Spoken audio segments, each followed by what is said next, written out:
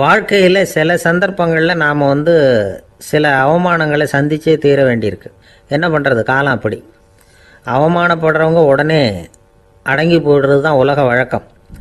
அவமானப்பட்டால் உடனே சீறி எழறவங்களும் உண்டு. ஆனால் அதையே ஒரு சவாலாக எடுத்துக்கிட்டு முன்னுக்கு வர்றவங்களும் சில பேர் இருக்கிறாங்க. அவங்க ரொம்ப அபூர்வம். இன்றைக்கி மனோதத்துவ நிபுணர்கள்லாம் என்ன சொல்கிறாங்க தெரியுமா? அவமானப்பட்டுட்டா உடனே அடங்கி போயிடக்கூடாதான். அதையே ஒரு சவாலாக எடுத்துக்கிட்டு மனசில் ஒரு வைராக்கியத்தோடு முயற்சி பண்ணினா வாழ்க்கையில் எல்லாரும் முன்னேறலாமா. அவமானங்கிறத நாம் வைராக்கியமாக மாற்றிக்கணும். அதுதான் வெற்றிக்கு வழி. ராமர் இந்த பூமியில் பிறந்ததே ஒரு வைராக்கியத்தினால தான் சார் அப்படின்னார் ஒருத்தர். எப்படிங்க அது அப்படின்னு கேட்டேன். அவர் சொன்னார், தசரதருக்கு ராமர் குழந்தையாக பிறக்கணும், அப்போ தான் இங்கே இருக்கிற கஷ்டங்கள்லாம் நீங்கும் அப்படின்னு சர்வ லோகமும் எதிர்பார்த்துக்கிட்டு இருக்குது. ஆனால் அவர் எப்போ பிறப்பார் அப்படின்னு யாருக்கும் தெரியல. அந்த காரியம் சீக்கிரம் நடக்கணுமே, அதுக்கு என்ன பண்ணுறது? நாரதர் வந்தார் ஒரு நாள் தசரதரை தேடி. தசரதா, உனக்கு ஒரு செய்தி தெரியுமான்னு ஆரம்பித்தார். அவர் எப்பவும் இப்படித்தானே ஆரம்பிக்கிறது வழக்கம். என்ன விஷயம்னு கேட்டார் தசரதர். தசரதா, நீ அடிக்கடி உன்னோட தேரில் ஏறிக்கிட்டு தேவலோகத்துக்கு போகிற, அங்கே போகிற வர்ற எல்லாம் பண்ணிகிட்ருக்க, எல்லாம் சரி. தேவலோகத்துலேயும் உன்னை நல்லபடியாக தான் வரவேற்கிறாங்க. தேவேந்திரன் உன்னை பிரியமாக அழைச்சிட்டு போய் தன்னுடைய அரியாசனத்திலேயே தனக்கு பக்கத்திலேயே உட்கார வைக்கிறான். நீயும் சந்தோஷமாக உட்காந்து பேசிவிட்டு வந்துடுற. ஆனால் நீ இங்கே வந்ததுக்கு அப்புறம் அங்கே என்ன நடக்குது தெரியுமா உனக்கு அப்படின்னாரான் நாரதர். என்ன நடக்குது எனக்கு ஒன்றும் தெரியலையே அப்படின்னாரான் தசரதர். நாரதர்கிட்ட கிட்டத்தில் கேட்டிருக்கார், கொஞ்சம் சொல்லுங்கள் என்னது அப்படின்னு. அவர் நெருங்கி வந்தாரான் நாரதரும். மெதுவாக அவர் காதோட காதாக சொன்னாராம். அதாவது நம்ம பாஷையில் சொல்லப்போனால் பற்ற வைக்கிறார். நீ அங்கே தேவேந்திரங்கிட்ட உட்காந்து பேசிவிட்டு வந்த பிறகு நீ அங்கே உட்காந்துருந்த அரியாசனத்தை தண்ணி ஊற்றி கழுவி சுத்தப்படுத்துகிறாங்க. நீ என்ன அந்த அளவுக்கு சுத்தம் இல்லாத ஆளா, தினம் குளிக்காமையாக இருக்கிற அப்படின்னாராம். தசரதருக்கு இது ரொம்ப அவமானமாக போயிட்டுது.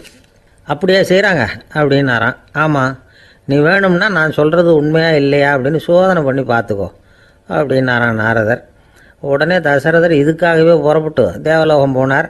அங்கே வழக்கம் போலவே இவரை கூப்பிட்டு உட்கார வச்சு பேசிக்கிட்டு இருந்தான் தேவேந்திரன். கொஞ்ச நேரம் பேசிக்கிட்டு இருந்துட்டு சரி நான் கிளம்புறேன்னு புறப்பட்டார். சரி, அவனும் வாசல் வரைக்கும் வழி அனுப்பி வச்சுட்டு உள்ளே போயிட்டான். தசரதர் வெளியில் கொஞ்ச நேரம் மறைஞ்சி இருந்துட்டு மெதுவாக உள்ளே எட்டி பார்த்தார் என்ன நடக்குதுன்னு. நாரதர் சொன்னது உண்மைதான். தசரதர் உட்காந்துருந்த ஆசனத்தை அங்கே 2 தேவர்கள் கழுவி சுத்தப்படுத்திக்கிட்டு இருக்கிறாங்க. தசரதரால் இதை தாங்கிக்க முடியல. அவருக்கு ரொம்ப அவமானமாக போச்சு. நேராக கிடுகிடுன்னு தேவேந்திரங்கிட்டே போனார். நான் உட்காந்துருந்த இருக்கையே சுத்தம் பண்ணுறியே, நான் என்ன அந்த அளவுக்கு பாவியா அப்படின்னு கேட்டார். ரொம்ப கோபமாக கேட்டார். தசரதரே, மனுஷனுக்கு 3 கடன்கள் உண்டு.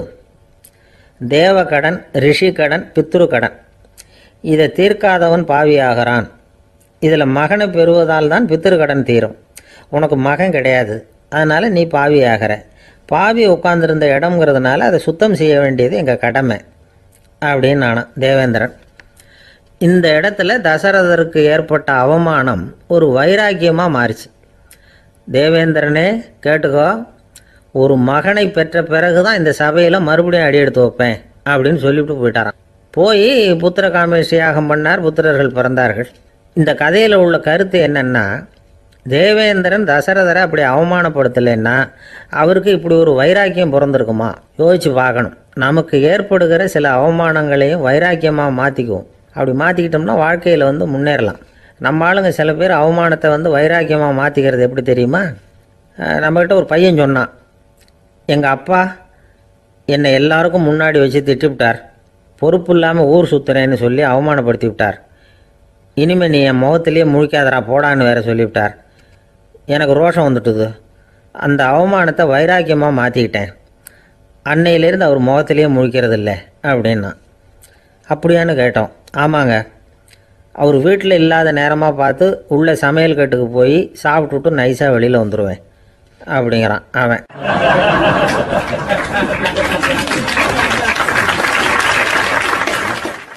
ஜவஹர்லால் நேரு பிரதமராக இருந்த சமயம் அவர் ஒரு தடவை சென்னைக்கு வந்திருக்கிறார். இங்கே சில முக்கிய நிகழ்ச்சிகளில் கலந்துக்கிறதுக்காக வந்திருந்தார். ஆளுநர் மாளிகையில் ஒரு நாள் ராத்திரி தங்கி மறுநாள் புதுடெல்லி புறப்படுறதாக ஏற்பாடு. நிகழ்ச்சியிலெல்லாம் முடிச்சுக்கிட்டு ஆளுநர் மாளிகையில் தங்கியிருக்கிறார். அன்றைக்கு இரவு படிக்கிறதுக்கு ஒரு முக்கியமான புத்தகம் அவருக்கு தேவைப்பட்டது. அந்த சமயத்தில் உலக அளவில் ஒரு முக்கியமான பொருளாதாரம் சம்பந்தமான ஒரு புத்தகம் வெளியாகி இருக்கிற விஷயம் அவருக்கு தெரியும். அந்த புத்தகம் மெட்ராஸுக்கு வந்திருக்குமா, அது இங்கே கிடைக்குமா அப்படின்னு விசாரிச்சிருக்கிறார் நேருஜி. அவர் இப்படி கேட்ட உடனே அங்கே இருந்தவங்கெல்லாம் ரொம்ப பரபரப்பாக செயல்பட ஆரம்பிச்சுட்டாங்க. முக்கியமான இடங்கள்ல எல்லாம் விசாரிச்சிருக்கிறாங்க அந்த புத்தகம் உங்ககிட்ட இருக்கான்னு. சென்னையில் உள்ள கன்னிமாரா நூல் நிலையத்துக்கு எப்படியும் அந்த புத்தகம் வந்திருக்கணும் அப்படின்னு ஒரு நம்பிக்கை. அங்கே விசாரித்தாங்க. அந்த புத்தகம் 2 நாளைக்கு முன்னாடி தான் அங்கே வந்திருக்குது அப்படிங்கிற விஷயம் தெரிஞ்சுது. உடனே எல்லாரும் அங்கே ஓடினாங்க. அவங்களுக்கு இன்னொரு சந்தேகம், புத்தகம் வந்திருக்கு சரி, அது இந்த சமயத்தில் வேறு யாரும் படிக்கிறதுக்கு எடுத்துகிட்டு போயிருக்கக்கூடாதே அப்படிங்கிற சந்தேகம் இருந்தாலும் மனசுக்குள்ளே ஒரு தைரியம். இப்படி ஒரு புத்தகம் வெளிவந்திருக்கிற விஷயமே நேருஜி சொல்லி தான் நமக்கே தெரியும். அதுவும் இல்லாமல் உலக பொருளாதாரம் சம்பந்தமான ஏதோ ஒரு புத்தகம் அது. அதை போய் இந்த நேரத்தில் அவ்வளவு ஆர்வமாக யார் எடுத்துகிட்டு போயிட போகிறாங்க அப்படிங்கிற தைரியம். இந்த தைரியத்தோடு அந்த நூல் நிலையத்துக்கு ஓடினாங்க. புத்தகத்தை தேடினா அது கிடைக்கல, யாரோ எடுத்துகிட்டு போயிருக்கிறாங்க. நேருவுக்கு மட்டுமே தெரிஞ்சிருந்த அந்த புத்தகம் பற்றின விஷயம் சென்னையில் வேற ஒருத்தருக்கும் தெரிஞ்சிருக்குது. உடனே எல்லாரும் பரபரப்பாக அந்த அதுக்குன்னு இருக்கிற ரிஜிஸ்டர் இருக்குல்ல, பதிவேடு, அதை புரட்டி பார்க்குறாங்க யார் எடுத்துகிட்டு போகிறாங்கன்னு தெரிஞ்சுக்கிறதுக்காக. எடுத்துகிட்டு போனவங்க அதில் கையெழுத்து போட்டிருப்பாங்கல்ல, அதை பார்த்து யாருன்னு தெரிஞ்சுக்கலாம் அப்படிங்கிறதுக்காக தான் அதை புரட்டுறாங்க. அதோ அந்த புத்தகத்தோட பேர் பக்கத்தில் அதை எடுத்துக்கிட்டு போனவங்க கையெழுத்து உத்து பார்க்குறாங்க எல்லாரும். அதில் போட்டிருக்குது பேர் CN அண்ணாதுரை அப்படின்னு எழுதியிருந்தது. அவர் தான் பேரறிஞர் அண்ணா. நேரு படிக்க விரும்பின ஒரு புத்தகத்தை அதே நேரம் படிக்க விரும்பின இன்னொரு தலைவர் இவர். படிக்கிறதுல அவருக்கு இருந்த ஆர்வத்தை நாம் தெரிஞ்சுக்கணும்னா அதுக்கு எவ்வளவோ சம்பவங்கள் இருக்குது. கடைசி காலத்தில் அவர் அடையாறு மருத்துவமனையில் படுத்திருக்கிறார். அவருக்கு ஒரு முக்கியமான அறுவை சிகிச்சை செய்ய வேண்டியிருக்குது அவசரமாக. அமெரிக்காவிலேருந்து டாக்டர் மில்லர் வந்திருக்கிறார். அவர்கிட்ட கேட்குறார், டாக்டர் நாளைக்கே அறுவை சிகிச்சை செய்ய போகிறீங்களா அப்படின்னு. ஆமாங்கிறார் டாக்டர் மில்லர். நாளைக்கு மறுநாள் செஞ்சுக்கிறேனே அப்படின்னாரான் அண்ணா. ஏன் ஏதாவது நாள் பார்க்குறீங்களான்னு கேட்டிருக்கார். இல்லை, ஒரு புத்தகத்தை படிச்சுக்கிட்டு இருக்கிறேன், அதை நாளைக்குள்ளே முடிச்சிருவேன், அதுக்கப்புறம் நான் இறந்தாலும் கவலை இல்லை அப்படின்னாரான் இவர். அவர் தான் அறிஞர் அண்ணா. சங்ககால நூல்கள்லேருந்து சமீபத்தில் வந்த நூல்கள் வரைக்கும் எல்லாம் அவர் படிச்சிருக்கிறார். ஒரு திருமண விழாவில் அவர் பேசும்பொழுது சொன்ன விஷயம் இது. சங்க காலத்தில் காதலியை மணக்க விரும்புகிறவனுக்கு அவனுடைய தந்தை வீர சோதனைகள்லாம் வைப்பார். போய் புலிப்பல்லு கொண்டுக்கிட்டு வா, அப்போ தான் என் பொண்ணை கொடுப்பேன் அப்படின்னு சொல்லுவார். காதலன் உடனே காட்டுக்கு போவான், ஒரு புலியை கொன்று அதனுடைய பல்லை கொண்டுக்கிட்டு வருவான். அதை வீர பதக்கத்தில் பதிச்சு அவனுக்கு மாமனார் சூட்டுவார் கல்யாண சமயத்தில். இப்போலாம் காதலன் கிட்ட அப்படி சொல்ல முடியாது. இப்போலாம் காதலன் கிட்ட காட்டுக்கு போய் புலிப்பல் கொண்டுக்கிட்டு வான்னு யாராவது சொன்னால் புலி தான் மாப்பிள்ளையாக வந்து சேரும் அப்படின்னார்.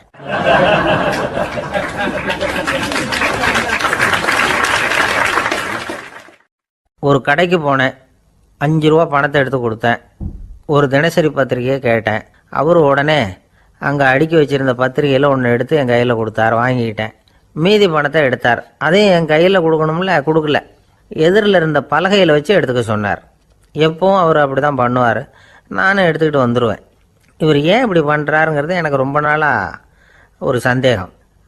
ஒரு நாள் அவர்கிட்டயே இதை கேட்டுவிட்டேன். ஏங்க, நீங்கள் உங்கள் கடைக்கு வந்து பொருள்கள் வாங்குறவங்களுக்கு நீங்கள் பாக்கி சில்லறையை கொடுக்குறப்போ பலகையில் வச்சு விட்றீங்க, கையில் கொடுக்க மாட்டேங்கிறீங்களே, ஏன் அப்படின்னு கேட்டேன்.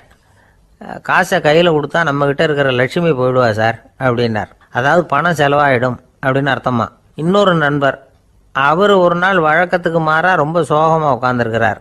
ஏங்க என்னாச்சு, ஏன் இப்படி கப்பலே கவிழ்ந்தது மாதிரி உட்காந்துருக்குறீங்க அப்படின்னு கேட்டேன். கப்பலே கவிழ்ந்திருந்தா கூட நான் இப்படி கவலைப்பட மாட்டேன் சார், வேற ஒன்று நடந்து போச்சுன்னார். என்னன்னு கேட்டேன். என் உச்சந்தலையில் பல்லி ஒன்று விழுந்துட்டுதுன்னார். அதுக்காகவா இப்படி அப்படின்னு ஆச்சரியப்பட்டேன். ஆமாங்க, பல்லி உச்சந்தலையில் விழுந்தால் பலன் என்னன்னு பஞ்சாங்கத்தில் பார்த்தேன், மரணம்னு போட்டிருக்கு அப்படின்னு சொல்லிவிட்டு அவர் தொடர்ந்து கவலைப்பட ஆரம்பிச்சிட்டார். இப்படியும் ஒருத்தர், என் கூட வேலை பார்க்குற ஒருத்தர் எப்படி தெரியுமா, தினமும் வலது காலை வச்சு தான் ஆஃபீஸுக்கு உள்ளே நுழைவார். என்னைக்காவது தவறுதலாக இடது காலை வச்சு உள்ளே வந்துட்டார்னா அன்னைக்கு பூரா மனசு சங்கடப்படுவார். எந்த வேலையும் சரியாக ஓடாது. கேரம் போர்டு ஆடுற ஒருத்தர் எப்போ ஆட உட்காந்தாலும் ஸ்ட்ரைக்கரை கை தவறி கீழே விழுற மாதிரி பண்ணி அதுக்கப்புறம் அதை எடுத்துக்கிட்டு ஆட உட்காருவார்.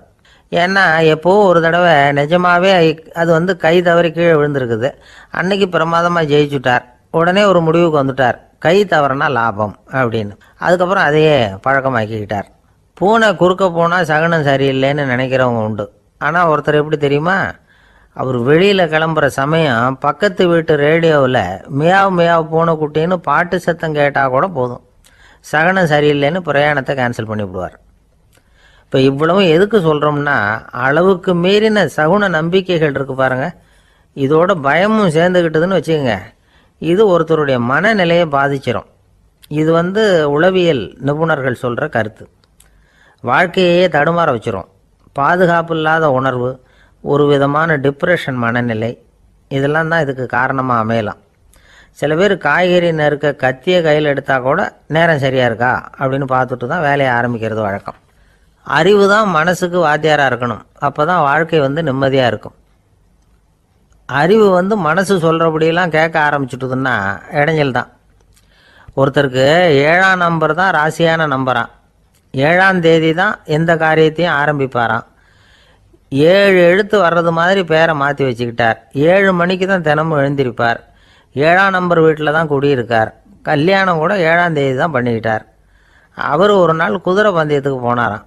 குதிரையோட பேரையெல்லாம் பார்த்தார். ஒரு குதிரையோட பேர் 7 எழுத்தில் அமைஞ்சிருந்தது. 7 தானே இவருக்கு அதிர்ஷ்ட நம்பர்.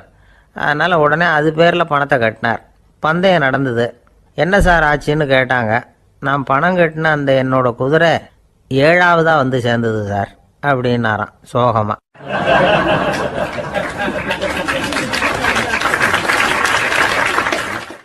ஒரு விவசாயி விதைக்கிறதுக்காக வயல்வெளி பக்கம் போகிறார். விதைகளை அள்ளி வீசினார். அப்போ என்ன ஆச்சுன்னா, சில விதைகள் பாதை ஓரத்தில் விழுந்தது. சில விதைகள் முள் செடிகள் மண்டி இருந்த புதருக்கு இடையில் விழுந்தது. சில விதைகள் நல்ல நிலத்தில் விழுந்தது.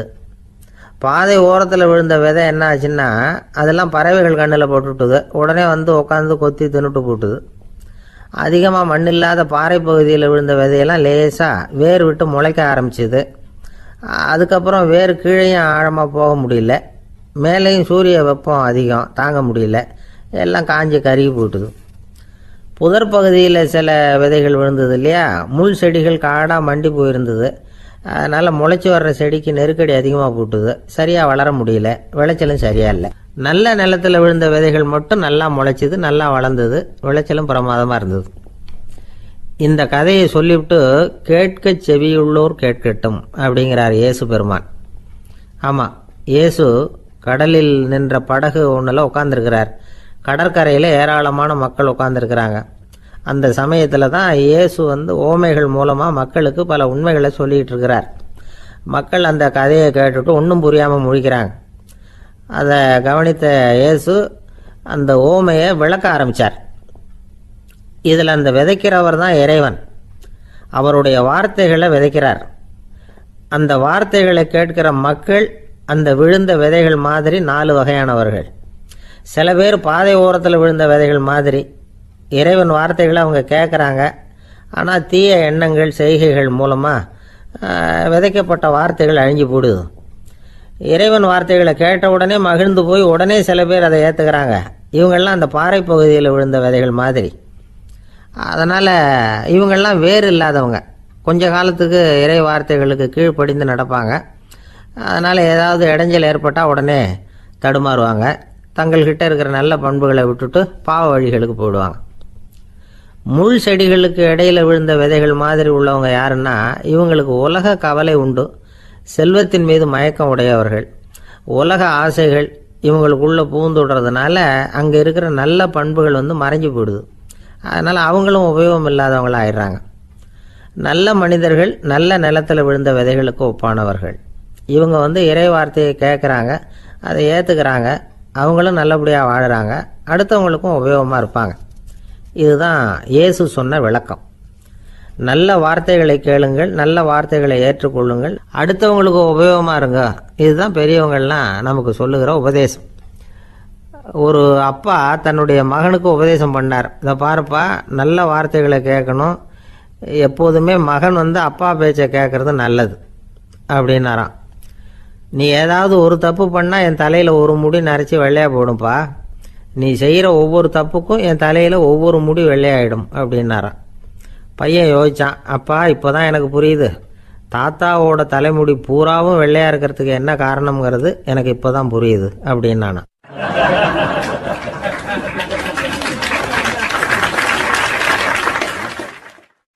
ஒரு ஊரில் ஒரு ராஜா இருந்தார். அவர் ஒரு பூனை வளர்த்தார். ரொம்ப செல்லமாக அவர் அந்த பூனையை வளர்த்தார். அவர் என்ன பண்ணுவார் தெரியுமா? இரவு நேரத்தில் அந்த பூனையோட தலையில் ஒரு விளக்கை வச்சுருவார். அந்த பூனை ரொம்ப ஜாக்கிரதையாக அந்த விளக்கு கீழே விழுந்துடாமல் பார்த்துக்கும். தலையை ஆட்டாமல் ரொம்ப நிதானமாக ராஜா பின்னாடி நடந்து போய்கிட்டே இருக்கும். அந்த விளக்கு வெளிச்சத்தில் எல்லா வேலைகளையும் செஞ்சுருவார். கையில் ஒரு விளக்கை தனியாக எடுத்துகிட்டு போக வேண்டிய அவசியமே இல்லை. விளக்கை தூக்கிட்டு போகிற வேலையை அந்த பூனை பார்த்துக்கும். அதனால் ராஜாவுக்கு அந்த பூனை மேலே ரொம்ப பிரியம். மந்திரிகளையெல்லாம் கூப்பிட்டு அவங்கக்கிட்ட சொல்லுவார், பார்த்தீங்களா இந்த பூனை எவ்வளவு விசுவாசமாக நடக்குது, என் பேரில் எவ்வளவு மரியாதை பார்த்தீங்களா அதுக்கு அப்படிம்பார். இதை கேட்டுவிட்டு அங்கேருந்து அமைச்சர்களில் ஒருத்தர் சொன்னார், மன்னா நீங்கள் சொல்கிறது சரிதான், இருந்தாலும் இந்த பூனையோட விசுவாசத்தை நாம் கொஞ்சம் சோதித்து பார்க்க வேண்டியிருக்கு அப்படின்னாராம். சரி, உங்கள் ஆசையை ஏன் கெடுக்கணும், நல்லா சோதித்து பாருங்கள் அப்படின்னு சொல்லிவிட்டார் ராஜா. உடனே அந்த அமைச்சர் என்ன பண்ணார் தெரியுமா? எங்கேயோ புறப்பட்டு போனார். ஒரு 5-6 எலிகளை பிடிச்சிட்டு வந்தார். அரண்மனையில் ராஜா ஏதோ வேலை பார்த்துக்கிட்டு இருக்கிறாரு. பக்கத்தில் அந்த பூனை ரொம்ப பணிவாக நின்றுக்கிட்டு இருக்குது. அது தலையில் விளக்கு எரிஞ்சிக்கிட்டு இருக்கு. அமைச்சர் தான் பிடிச்சிட்டு வந்த எலிகளை அந்த பூனை பார்வையில் படுறது மாதிரி எதிரில் விட்டார். அந்த எலிகள்லாம் அங்கேயும் இங்கேயும் ஓட ஆரம்பிச்சிது. அதை பார்த்தது பூனை, அவ்வளவுதான். தலையில் இருக்கிற விளக்கை பற்றியும் கவலைப்படலை, ராஜாவை பற்றியும் கவலைப்படலை. ஒரே பாய்ச்சலாக பாஞ்சு எலிகளை துரத்த ஆரம்பிச்சுட்டுது. தலையில் இருந்த விளக்கு எங்கேயோ போய் விழுந்தது, அணைஞ்சு போச்சு. இருட்டில் ராஜா தடுமாற ஆரம்பிச்சுட்டார். இந்த சமயத்தில் அந்த அமைச்சர் மறுபடியும் விளக்கை ஏற்றினார். வெளிச்சம் வந்தது. அதுக்கப்புறம் அந்த அமைச்சர் பேசினார், அரசே, பூனையோட விசுவாசத்தை பார்த்தீங்களா? எலி அது கண்ணில் படுற வரைக்கும் தான் விசுவாசமாக இருந்தது. அது மாதிரி எலியை பார்த்ததும் எல்லாத்தையும் விட்டுட்டு அதை துரத்த ஆரம்பிச்சுட்டு பார்த்தீங்களா?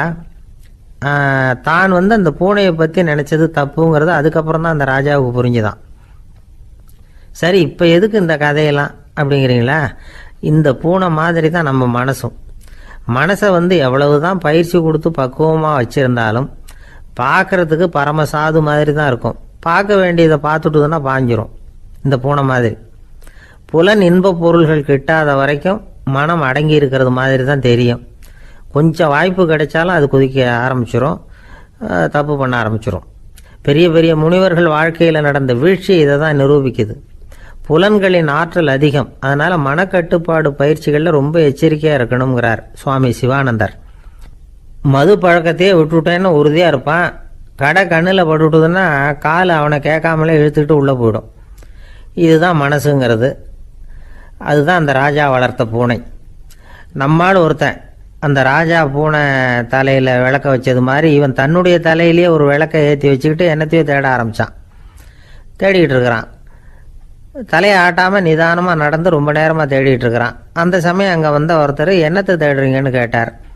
அதுதான் மறந்து போச்சு அப்படின்னு இழுத்தான். சரி, கொஞ்சம் இப்படி உட்காருங்க, ஞாபகம் வந்ததும் தேட ஆரம்பிக்கலாம் அப்படின்னார் அவர். இவன் கொஞ்ச நேரம் உட்காந்து யோசித்தான். அப்புறம் திடீர்னு எழுந்திரிச்சான். ஞாபகம் வந்துட்டுதுன்னா. என்னன்னு கேட்டார். எங்கள் வீட்டில் இருந்த விளக்கை எங்கே வச்சேன்னு தெரியல, அதை தான் தேடிக்கிட்டு இருக்கிறேன், ஏற்றி வைக்கலாம்னு பார்க்குறேன் அப்படின்னா.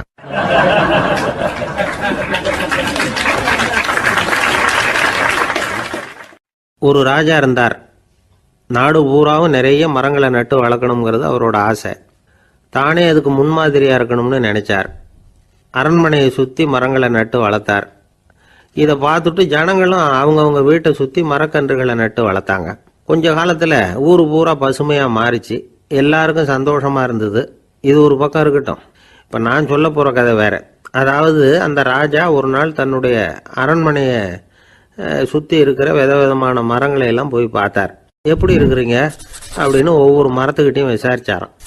எந்த மரமும் சந்தோஷமாக இருக்கிறதா தெரியல. அதுக்கும் மனசில் ஒரு குறை.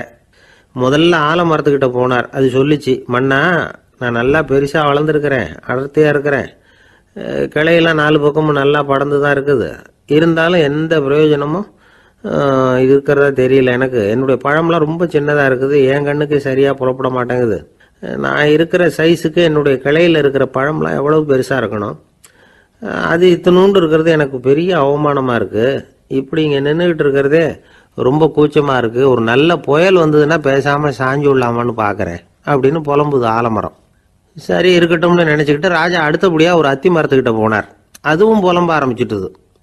நான் கூட பெரிய மரம் தான், இல்லை இலையெல்லாம் அழகாக தான் இருக்குது, பழம் அழகாக இருக்குது, இருந்தாலும் உள்ள விஷயம் இல்லையே, அத்தி பழத்தை புட்டு பார்த்தா அத்தனையும் சொத்தை அப்படின்னு பழமொழியே உண்டாயிட்டுதே. இப்படி ஒரு கெட்ட பேரோட நான் இருக்கணுமா அப்படின்னு புலம்புது அது. சரி இது இருக்கட்டும் அப்படின்னு சொல்லி அடுத்தபடியாக வேப்ப மரத்துக்கிட்ட போனார். அது தன்னுடைய வேதனையை வெளியிட்டது. எனக்கு எவ்வளவோ மருத்துவ குணங்கள்லாம் இருக்கிறதா சொல்லிக்கிறாங்க, இருந்தாலும் என்ன பிரயோஜனம், என்னுடைய பழத்தை மனிதர்கள் யாரும் விரும்பி சாப்பிட்றது இல்லையே அப்படின்னுது. ராஜா அடுத்தாப்புல இருந்து ஒரு பனை மரத்துக்கிட்ட போனார். நான் நல்லா உயரமாக தான் வளர்ந்துருக்கிறேன், மற்ற மரங்கள்லாம் என்னை அண்ணாந்து தான் பார்க்கணும், இருந்தாலும் என்கிட்ட நிழலுக்காக யாரும் ஒதுங்கிறது இல்லையே அப்படின்னுது. என்ன இது எல்லா மரமும் இப்படி திருப்தி இல்லாமல் இருந்துகிட்டு இருக்குதே அப்படின்னு நினச்சிக்கிட்டே ராஜா அடுத்தபடியாக அங்கே இருந்த ஒரு பைன் மரத்துக்கிட்ட போனார். அழகாக உயரமாக பசுமையாக தான் இருந்தது, ஆனால் பழமோ பூவோ கிடையாது. அதை நினச்சா அது வருத்தப்பட்டுக்கிட்டு இருக்குது. ஓக் மரம் அது ஒன்று நின்றுட்டு இருந்தது. அது என்ன சொல்லிச்சுன்னா, இலையுதிர் காலத்தில் என் மேலே இருக்கிற எல்லா இலைகளும் உதிர்ந்து போடுது, முடி கொட்டின மனிதர்கள் மாதிரி மொட்டையாக நான் நிற்க வேண்டி இருக்குது, என்ன வாழ்க்கை இது அப்படின்னு சொல்லி அழுத்துக்கிட்டது. சரி புளிய மரம் என்ன சொல்லுது பார்ப்போம்னு அதுகிட்ட போனால், என்னுடைய நிழலில் யாருமே தங்க மாட்டாங்க, உடம்புக்கு சூடுன்னு ஒதுங்கி போயிடுவாங்க, அடிமரத்தை பார்த்தீங்கன்னா பட்டையெல்லாம் உறிஞ்சி பார்க்கறதுக்கே கேவலமாக இருப்பேன் அப்படின்னுது அது. முருங்கை மரம் என்ன சொல்லிச்சு தெரியுமா, என்னுடைய இலை காயெல்லாம் சாப்பிட்றவங்களுக்கு சத்து கொடுக்கறது வாசம்தான், ஆனால் என் உடம்புல சத்தே கிடையாது, கொஞ்சம் வேகமாக காற்று அடிச்சதுன்னா முறிஞ்சி விழுந்துடுறேன், என்ன வாழ்க்கை இது அப்படின்னு சொல்லி அது வருத்தப்பட்டது. ராஜா யோசனை பண்ணார், என்ன இது மரங்கள் பூமியின் வரங்கள்னு சொல்கிறோம், மழை பெய்யறதுக்கு அதுதான் காரணம், பூமி செழிப்பாக இருக்கிறதுக்கும் அதுதான் காரணம், வீடு கட்டுறதுக்கு மரம், நாற்காலி செய்ய உபயோகப்படுத்துறதுக்கும் அதுதான் உபயோகப்படுது, மனுஷனுக்கு வேண்டிய ஆகாரங்களையும் கொடுக்குது, இப்படிலாம் இருந்தும் எல்லா மரமும் நிம்மதி இல்லாமல் இருந்துக்கிட்டு இருக்குதே அப்படின்னு நினைச்சார். அப்போது அங்கே இருந்த ஒரு மகிழ மரம் அவர் கண்ணில் பட்டுது. அந்த மரம் மட்டும் கொஞ்சம் நிம்மதியாக மகிழ்ச்சியாக இருக்கிறது மாதிரி தெரிஞ்சுது. உடனே ராஜா அதுகிட்ட போனார். உனக்கு மனசில் எதுவும் குறை இல்லையான்னு கேட்டார். இல்லை நான் சந்தோஷமாக தான் இருக்கேன்னு தான் அந்த மகிழ மரம்.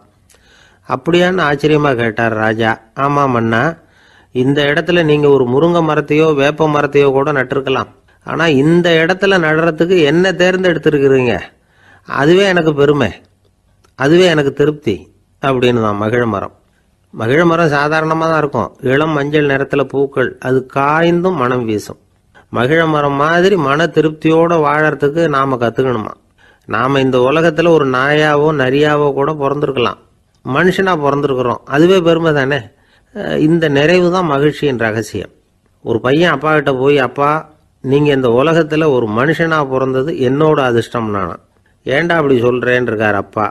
நீங்கள் ஒரு கரடியாக பிறந்திருந்தா இந்நேரம் நானும் ஒரு கரடி குட்டியாக தானே இருந்திருப்பேன் அப்படின்னு நானா பையன்.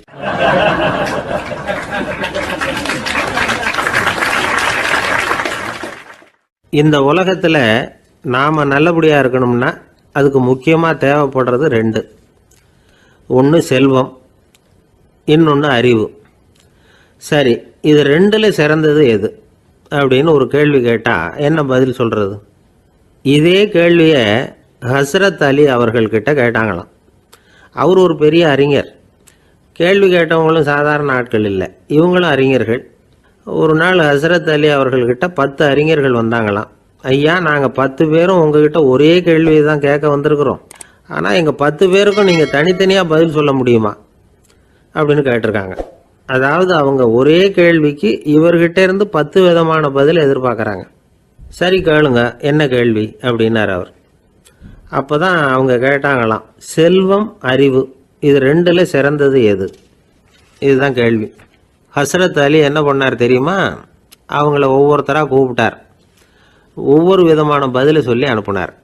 முதல்ல ஒருத்தரை கூப்பிட்டார், சொன்னார், அறிவுங்கிறது தீர்க்கதரிசிகள், ஞானிகள், மகான்கள் இவங்களோட பரம்பரை சொத்து, ஆனால் செல்வம்ங்கிறது கொடுங்கோலரின் ஆயுதம், அதனால் அறிவு தான் சிறந்தது அப்படின்னார். 2வது ஆளை கூப்பிட்டார், உங்ககிட்ட செல்வம் இருந்தால் நீங்கள் தான் அதை காப்பாற்றணும், ஆனால் அறிவு உங்களை எப்பவும் காப்பாற்றும். ஆகவே அறிவு தான் சிறந்தது அப்படின்னார். மூணாவது ஆளை கூப்பிட்டார். செல்வந்தனுக்கு எப்போதும் விரோதிகள் அதிகம், ஆனால் அறிஞனுக்கு நண்பர்கள் அதிகம், அதனால் அறிவு தான் சிறந்ததுன்னார்.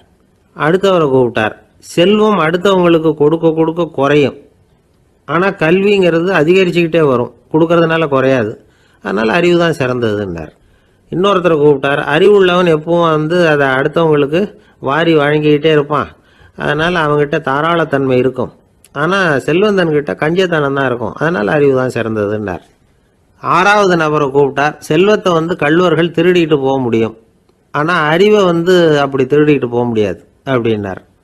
ஏழாவது நபரை கூப்பிட்டார். செல்வம் கால ஓட்டத்தில் அழிஞ்சிரும், ஆனால் அறிவை கால ஓட்டம் ஒன்றும் பண்ண முடியாது, ஆகவே அறிவே சிறந்ததுன்னார். எட்டாவது ஆளை கூப்பிட்டு சொன்னார். செல்வத்துக்கு எப்பவும் எல்லை உண்டு, நிறை உண்டு, அளவு உண்டு, கணக்கு உண்டு, ஆனால் அறிவுக்கு அப்படிப்பட்ட எல்லை எதுவும் கிடையாது, அதனால் அதுதான் சிறந்ததுன்னார். அடுத்தவனை கூப்பிட்டார்.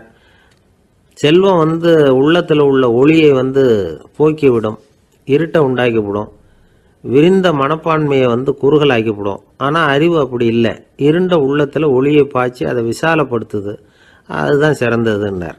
கடைசியாக 10வது நபரை கூப்பிட்டார். செல்வம் மனசில் செருக்கை உண்டாக்குது, ஆணவத்தை ஏற்படுத்துது, அதனால் நானே கடவுள்னு நினைக்கிற அளவுக்கு மனுஷனை தாழ்த்தி விடுது.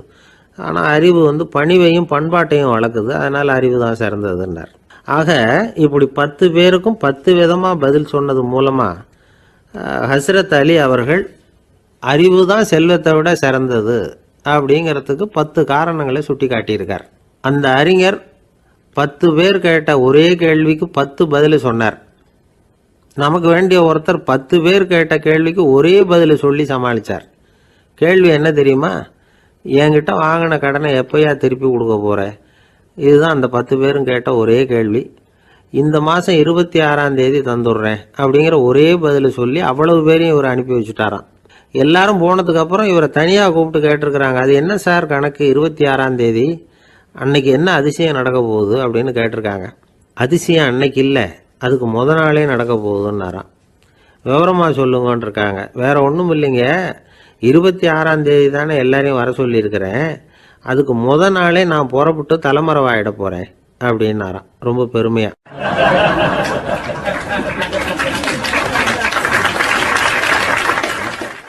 துருக்மேனியாவில் அஷ்காபாத் அப்படின்னு ஒரு நகரத்தில் ஒரு புவியியல் விஞ்ஞானி இருந்தார். அவர் ஒரு நாய்க்குட்டி வளர்த்தார். ஒரு நாள் முன்னிரவு நேரம் ஒரு மேஜைக்கு முன்னாடி உட்காந்து அந்த விஞ்ஞானி ஏதோ கணக்கு போட்டுக்கிட்டு இருக்கிறார்.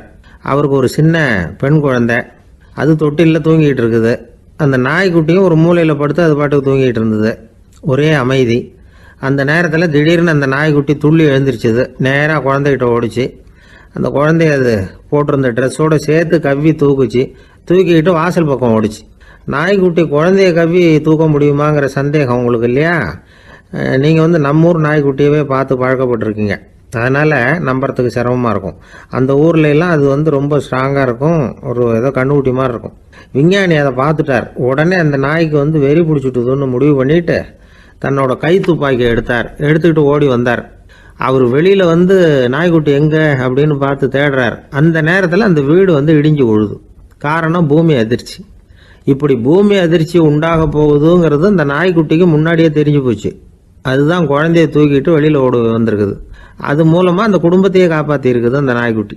இந்த சம்பவம் நடக்கிறதுக்கு 3 நாளைக்கு முன்னாடியே சில பிராணிகளுக்கு இப்படி நடக்க போகுதுங்கிறது தெரிஞ்சிருக்குதான். ஆமாம், அந்த நகரத்தில் 3 நாளைக்கு முன்னாடியே பாம்பு, பல்லி இதெல்லாம் அது தங்கியிருந்த வலையை விட்டு வெளியில் ஓடி வந்துட்டுது. அதே மாதிரி அங்கே இருந்த புறாவெல்லாம் பறந்து போயிடுச்சான். இதே மாதிரி யுகோஸ்லோவியாவில் கூட ஒரு நகரம், அங்கே ஒரு நாள் ராத்திரி ஒரு மிருக காட்சி சாலையில் திடீர்னு ஒரு பெரிய கலவரம், கூச்சல், குழப்பம். அங்கே இருந்த கழுதை, புலி, யானை, பறவை எல்லாம் கண்ணாபின்னான்னு கத்த ஆரம்பிச்சுட்டுது. நீர் யானை அதுக்குன்னு போட்டிருந்த தடுப்பையே தாண்டி குதிச்சு வெளியில் வந்துட்டு தான். மறுநாள் தான் எல்லாருக்கும் விஷயம் புரிஞ்சுது. அடுத்த நாள் காலையில் அங்கே பூமி எதிர்ச்சி உண்டாயிட்டுது. இப்போ பாருங்க, அதாவது மனுஷனை போய் தீர்க்க தரிசி அது இதுன்னு சொல்லிட்டு இருக்கிறோம், இவனை விட அது பரவாயில்லைன்னு தோணுது. அதாவது மிருகங்கள் ஒன்று நடக்க போகுதுங்கிறத முன்னாடியே புரிஞ்சுக்குதே.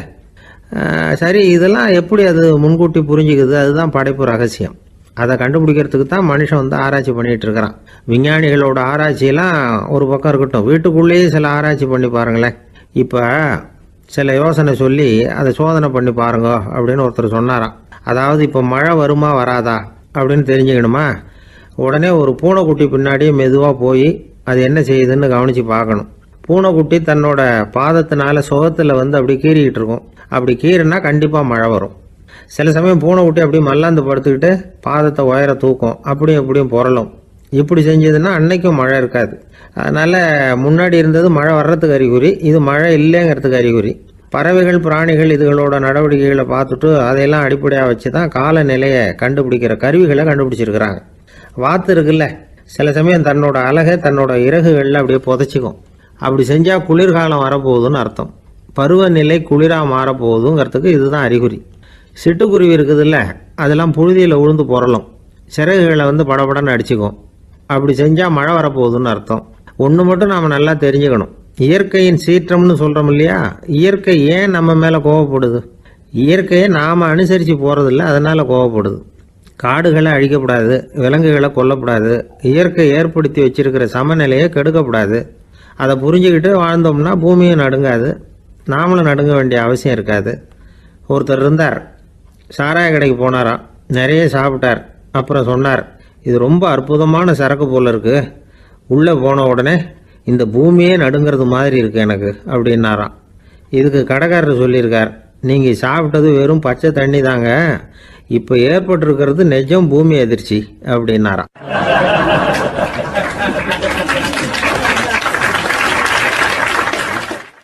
ஒரு ஊரில் ஒரு ராஜா இருந்தார். அந்த ராஜாவுக்கு ஒரு மந்திரி. ராஜா ரொம்ப நியாயமானவர், நேர்மையானவர், கண்டிப்பானவர். தப்பு செய்கிறது யாராக இருந்தாலும் தண்டனை கொடுப்பார். வேண்டியவங்களுக்கு ஒரு நியாயம், வேண்டாதவங்களுக்கு ஒரு நியாயங்கிறதெல்லாம் அவர்கிட்ட கிடையாது. ஒரு சமயம் அரசவையில் அந்த அமைச்சரே வந்து விதிமுறைகளுக்கு புறம்பா ஏதோ நடந்துகிட்டு இருக்கார். மன்னருக்கு கோபம் வந்துட்டுது. உடனே அந்த அமைச்சரை கிட்டத்தில் கூப்பிட்டு அவர் கன்னத்தில் ஓங்கி ஒரு அறை கொடுத்துட்டாராம். உடனே அந்த அமைச்சர் என்ன பண்ணார் தெரியுமா, நேராக போனார், அங்கே நின்றுக்கிட்டு இருந்த இன்னொருத்தர் கன்னத்தில் ஓங்கி அரைஞ்சார். அரை வாங்கினவர் திகைச்சு போயிட்டார். இவர் ஏன் நம்மளை வந்து அரைகிறார் அப்படின்னு யோசனை பண்ணார். மன்னரும் திகைச்சு போயிட்டார். நாம இவரை அரைஞ்சா அதுக்காக இவர் போய் இன்னொருத்தரை அரையணுமா அப்படின்னு யோசனை பண்ணார். இவருக்கு என்ன பைத்தியமானு கூட நினைக்க ஆரம்பிச்சுட்டார். ஆனால் என்ன ஆச்சுன்னா, அப்புறம் அமைச்சர் அவர் கவனிச்சுக்கிட்டு இருந்தாரா, அவர் இன்னொருத்தர் அரைஞ்சார் இல்லையா, அந்த அரை வாங்கின ஆசாமியை பார்த்து கத்திக்கிட்டு இருந்தார். யார்? அமைச்சர். ஏன்பா என்கிட்ட அறையை வாங்கிக்கிட்டு இப்படி விவரம் இல்லாமல் நின்றுட்டு இருக்கிறிய, நான் உனக்கு கொடுத்ததை நீ வேற யாருக்கிட்டையாவது கொடுத்துரு அப்படின்னார். உடனே அந்த ஆள் பார்த்தான், தனக்கு அடுத்தபடியாக நின்றுக்கிட்டு இருந்தவனை ஓங்கி ஒரு அரை அரைஞ்சான்.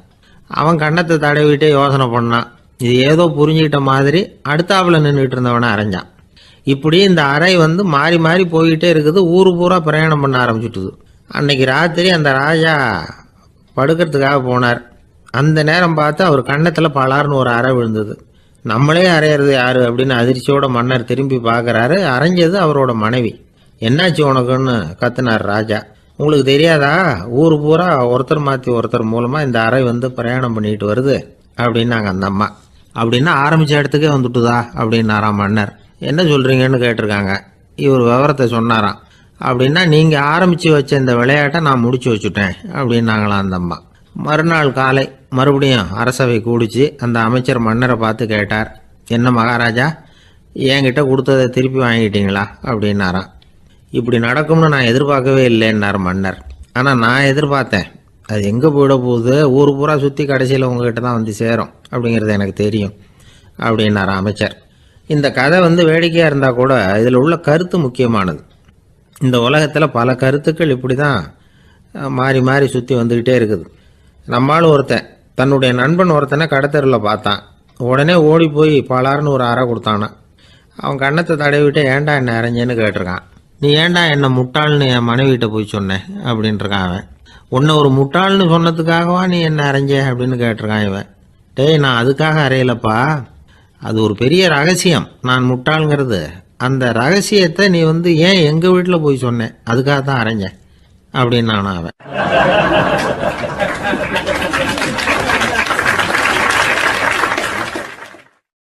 பக்தின்னு சொல்கிறோம் இல்லையா, அது வந்து 3 வகைப்படும் அப்படிங்கிறார் ஒரு பெரியவர்.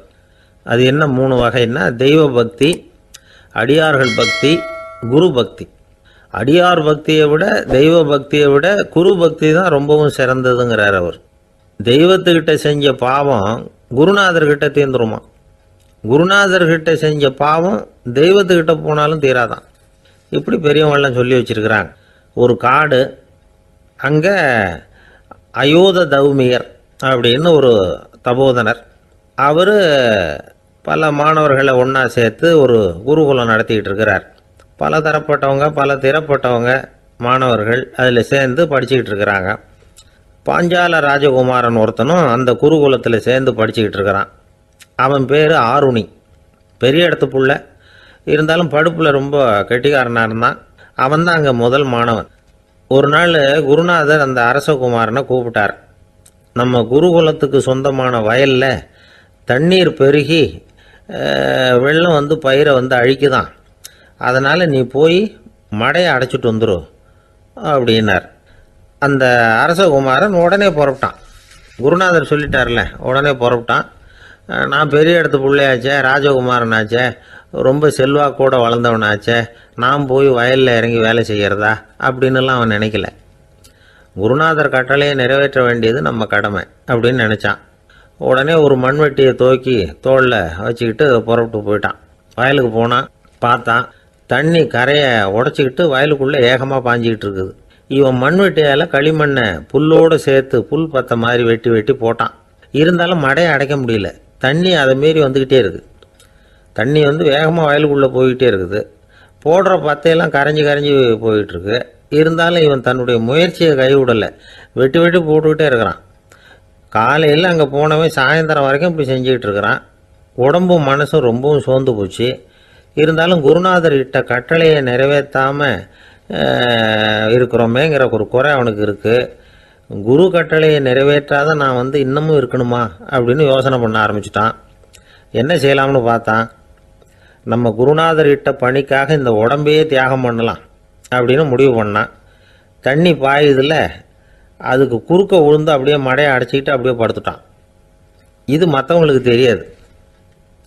அன்னைக்கு ராத்திரி ஒரு விளக்கு முன்னாடி உட்காந்து குருநாதர் பிள்ளைங்களுக்கு பாடம் சொல்லி கொடுத்துக்கிட்டு இருக்கிறார். முதல் வரிசையில் இருக்கக்கூடிய ராஜகுமாரனை காணலை. நம்ம ஆருணி எங்கே போனா அப்படின்னு சொல்லி மற்ற மாணவர்களை விசாரித்தார். இப்போ அவங்க சொன்னாங்க, சுவாமி அவன் காலையில் வயலுக்கு வந்து மடையை அடைக்கிறதுக்காக போனான், நீங்கள் தான் போக சொன்னீங்க, இன்னும் திரும்பி வரல அப்படின்னு அவர் பையன். குருநாதர் உடனே ஒரு தீவெட்டி எடுத்துக்கிட்டு மாணவர்களை அழைச்சிக்கிட்டு வயலுக்கு போனார். அங்கே போய் பார்த்தா ஆளை காணும். ஆருணி ஆருணின்னு சொல்லி சத்தம் போட்டு கூப்பிட்டு பார்க்குறார். நான் இங்கே இருக்கேன் குருநாதா அப்படின்னு காலுக்கு அடியிலேருந்து ஒரு சத்தம் வருது. குனிஞ்சு பார்த்தா அவன் மடையில் படுத்துருக்கிறான். என்னப்பா இதுன்னார். காலையிலேருந்து இந்த மடையை அடைச்சி பார்த்தேன் சுவாமி, முடியல, அதனால் இப்படி குறுக்க படுத்துட்டேன். என்னை தாண்டறதுக்கு பயந்து போய் தண்ணியே தேங்கி நின்றுட்டுது அப்படின்னா. அவனுடைய குரு பக்தியையும் அவனை தாண்டறதுக்கு அஞ்சு நிற்கிற தண்ணி தேக்கத்தையும் பார்த்துட்டு எல்லாரும் ரொம்ப ஆச்சரியப்பட்டு போயிட்டாங்களாம். ஆருணி எழுந்திரிச்சு வா அப்படின்னு கூப்பிட்டாரான் குருநாதர். அவன் தண்ணீரை பொழந்துக்கிட்டு எழுந்திரிச்சு வந்தானான். அதனால் அவனுக்கு வந்து உத்தாலகன் அப்படின்னு ஒரு பேர்.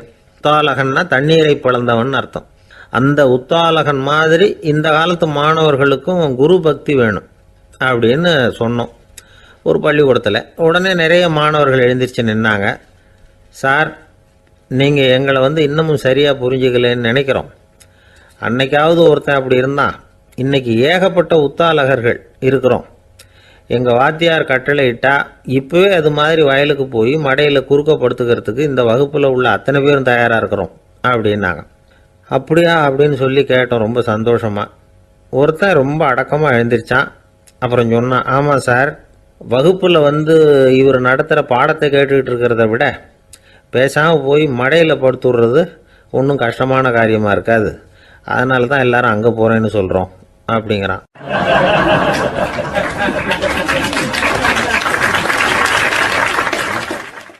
ஒரு நாள் காலை நேரம் ஒரு குரு படுக்கையை விட்டு எழுந்திருக்கிறார். உடனே சீடர்களை பார்த்து எல்லாரும் இப்படி வாங்கங்கிறார். எல்லாரும் வர்றாங்க வேகமாக. என்னங்க வேணும் உங்களுக்கு அப்படிங்கிற மாதிரி எல்லாரும் குருவை பார்த்தாங்க பயபக்தியோட. குரு அந்த சீடர்களை பார்த்து, இதை பாருங்கள், இப்போ நான் ஒரு சிக்கலான விவகாரத்தில் மாட்டிக்கிட்டு இருக்கிறேன், அதை நீங்கள் தீர்த்து வச்சா நல்லதுன்னார். சீடர்களுக்கு ஒன்றும் புரியல.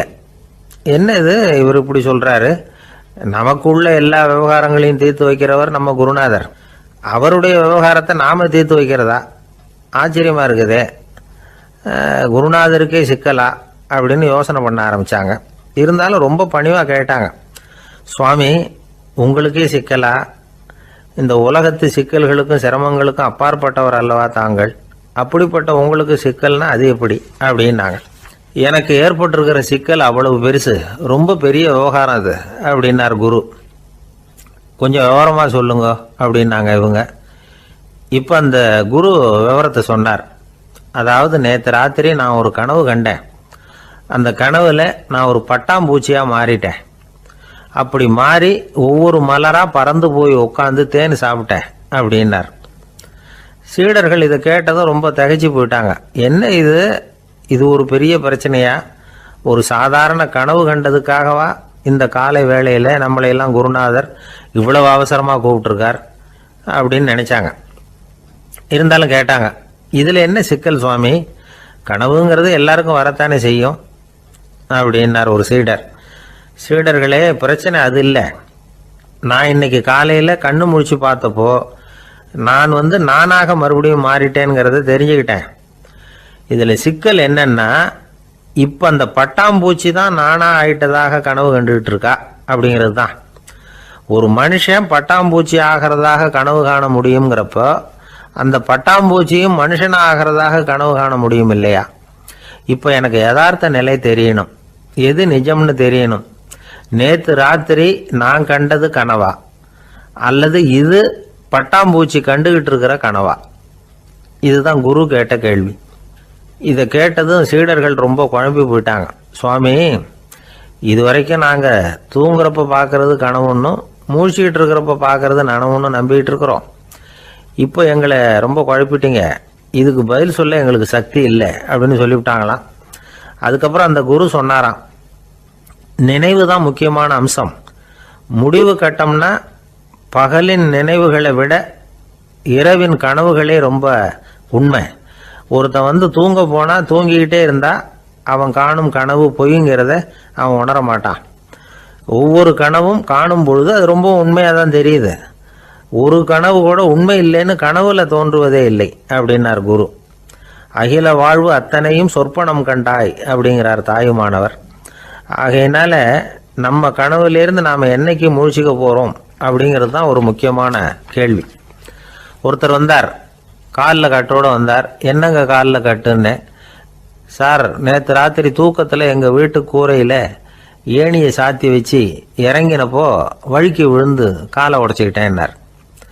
உங்கள் வீட்டில் தான் ஏணியே கிடையாது சார் அப்படின்னு. உண்மைதான் சார், நான் கீழே விழுந்து முழிச்சுக்கிட்டதுக்கு அப்புறம் தானே ஏணி இல்லைங்கிறது எனக்கு ஞாபகம் வந்தது அப்படின்னார்.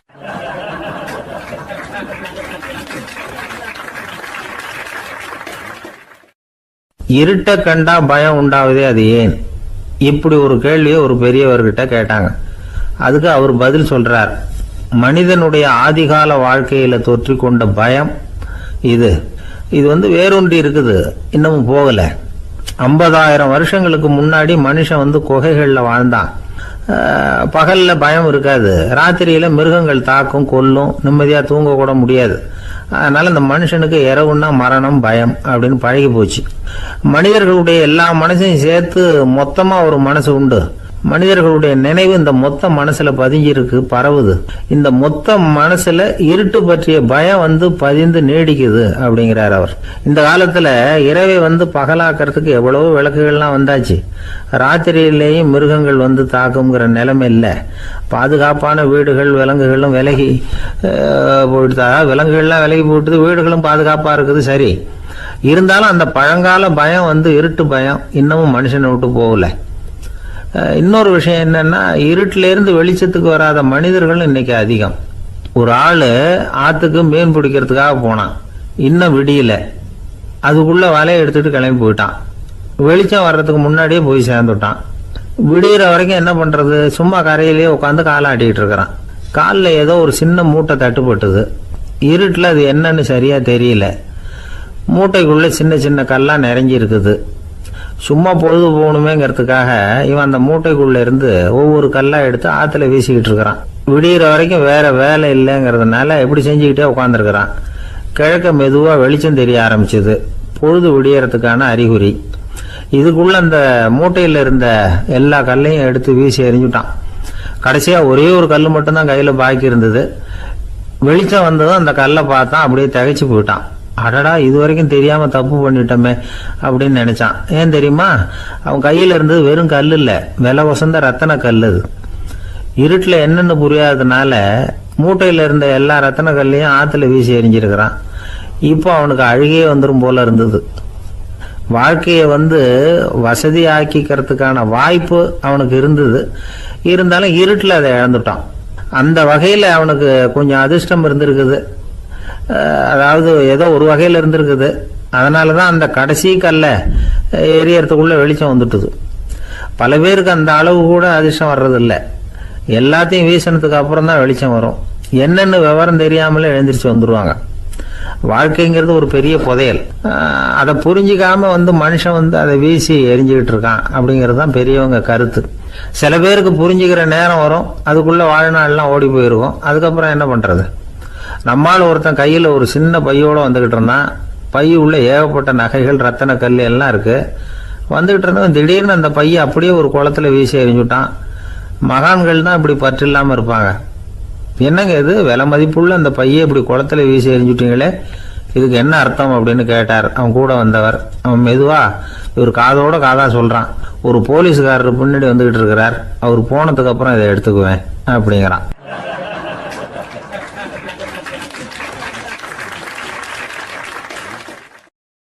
ஒரு நண்பர், அவர்கிட்ட பேசிக்கிட்டு இருந்தேன். மனித உறவுகள் பற்றி அவர் சொல்லிக்கிட்டு இருந்தார். அமெரிக்காவில் தந்தை மகன் உறவு எப்படி இருக்குது அப்படிங்கிறத விளக்கிறதுக்கு அவர் ஒரு கதையை சொன்னார். ஒரு அப்பா பகல் பூராவும் அலுவலகத்தில் வேலை, ஓடி ஆடி உழைச்சிக்கிட்டு களைச்சி போய் ராத்திரி 10 மணிக்கு மேலே வீடு திரும்பினான். வீட்டு வாசலில் அவரோட மகன் காத்துக்கிட்டு இருக்கிறான். இன்னமும் தூங்கலை. அப்பா வாசல்லையே தடுத்து நிறுத்தி, அப்பா உனக்கு சம்பளம் எவ்வளவு அப்படின்னு கேட்குறான். ஏற்கனவே ஆஃபீஸு பிரச்சனைகளால் அழுத்து போய் திரும்புகிற அப்பாவுக்கு கோவம் வந்துடுது. என்னடா இப்படிலாம் கேளுன்னு உங்கள் அம்மா உனக்கு சொல்லி கொடுத்தாளா அப்படின்னு சொல்லிவிட்டு உள்ளே போய் சட்டையை கட்டி மாட்டி விட்டு குளிச்சு விட்டு மறுபடியும் வெளியில் உடையை மாற்றுகிற சமயம் அப்போ மறுபடியும் மகன் உள்ளே நிற்கிறான் அவர் முன்னாடியே. அப்பா உனக்கு எவ்வளவு சம்பளங்கிறான் மறுபடியும். அப்பாவுக்கு எரிச்சல் அதிகமாகிட்டுது. மணிக்கு $20 போதுமா அப்படின்னார். அப்படின்னா எனக்கு ஒரு $10 தர முடியுமான்னா மகன். இதுக்கு தான் என் சம்பளம் எவ்வளோன்னு கேட்டியா? 2ஆம் வகுப்பு படிக்கிற உனக்கு எதுக்குடா $10 அப்படின்னு கத்திவிட்டு தொலைக்காட்சி பெட்டியின் முன்னாடி போய் உட்காந்துக்கிட்டு ஏதோ நிகழ்ச்சியை பார்க்க ஆரம்பிச்சுட்டார். கொஞ்ச நேரம் கழித்து மறுபடியும் மகன் நிற்கிறான். அப்பா ப்ளீஸ் எனக்கு ஒரு $10 கொடுக்க முடியுமா? மகனுடைய கண்களில் கண்ணீர். என்னடா அவன் கண்ணீரை காட்டி காரியம் சாதிக்கலாம்னு பார்க்குறியா? ஒரு காசு கூட கொடுக்க மாட்டான் போ அப்படின்னு விரட்டி விட்டான். மகன் கண்ணீரை தொடச்சிக்கிட்டே கண்ணை தொடச்சிக்கிட்டு பேசாமல் போய் படுத்துக்கிட்டானா. கொஞ்ச நேரம் ஆச்சு. அப்பாவோட கோபம் கொஞ்சம் கொஞ்சமாக குறைஞ்சிது. பிள்ளைகிட்ட கோபமாக கத்துனது தப்பு தாங்கிறது புரிஞ்சுது அவனுக்கு. எழுந்திரிச்சு போனான், படுக்கை இறக்கி போனான். மகனை பார்த்தான். அவன் தலையணையை கட்டி பிடிச்சிக்கிட்டு அழுதுகிட்டு இருக்கிறான். அவனை மெல்ல நெருங்கி அவங்ககிட்ட எதமாக பேசுகிறதுக்கு ஆரம்பித்தானான். எதுக்குடா உனக்கு $10 பள்ளிக்கூடத்தில் கேட்டாங்களா அப்படின்னு கேட்டானா. மகன் சொல்லியிருக்கான், இல்லை டாடி, உனக்கு 1 மணி நேரம் சம்பளம் $20ன்னு சொன்னேன். நீ ஏற்கனவே எனக்கு கொடுத்த பாக்கெட் மணி $10 என்கிட்ட இருக்குது. இப்போ நீ இன்னொரு $10 கொடுத்தீங்கன்னா அதையும் சேர்த்து $20 ஆகிடும். அந்த $20 நான் உனக்கு கொடுத்துருவேன். அப்படி கொடுத்தா நீ என் கூட 1 மணி நேரம் செலவழிப்ப இல்லையா? அதுக்காக தான் $10 கேட்டேன் அப்படின்னு சொன்னானான். அந்த அப்பா கண்ணு கலங்கி போச்சான். ஆதரவோடு தன்னுடைய மகனை கட்டி பிடிச்சி அழ ஆரம்பிச்சிட்டாராம். இதுதான் நண்பர் சொன்ன கதை. அமெரிக்கா மட்டும் இல்லை, உலகம் பூராவும் இன்றைக்கி மனித உறவுகள் இப்படி தான் மாறிட்டு இருக்கு. பெரியவர்கள் அறிவுரை என்ன தெரியுமா? உங்கள் குழந்தைகளிடமிருந்து குழந்தை பருவத்தை பிரித்து விடாதீர்கள் அப்படிங்கிறது தான். அதாவது இன்றைய குழந்தைகள் தங்கள் பிருந்தாவனத்தை இழந்து விடுகிறார்கள் அப்படிங்கிறது அவங்களுடைய கருத்து. இந்த நிலைக்கு நாம் காரணமாக இருந்துடக்கூடாது. குழந்தைகளோட விளையாடுவோம், குடும்பத்தோடு உறவாடுவோம் அப்படிங்கிறது தான் நம்முடைய நோக்கமாக இருக்கணும். இன்றைய உறவு முறைக்கு இன்னொரு உதாரணம் சொல்லுவாங்க. ஒருத்தர் வந்தாராம். அவர் பக்கத்தில் ஒரு சின்ன பையன். நாம் அவரை விசாரிக்கிறோம், யார் இந்த பையன் அப்படின்னா அவர் சொல்கிறார், இவன் எனக்கு தூரத்து உறவு அப்படின்னாராம். இந்த தூரத்து உறவுன்னா எப்படின்னு இருக்கான். இதுக்கு அவன் சொல்லியிருக்கிறான், இவன் எங்கள் அப்பாவுக்கு 8வது புள்ள அப்படின்னானான்.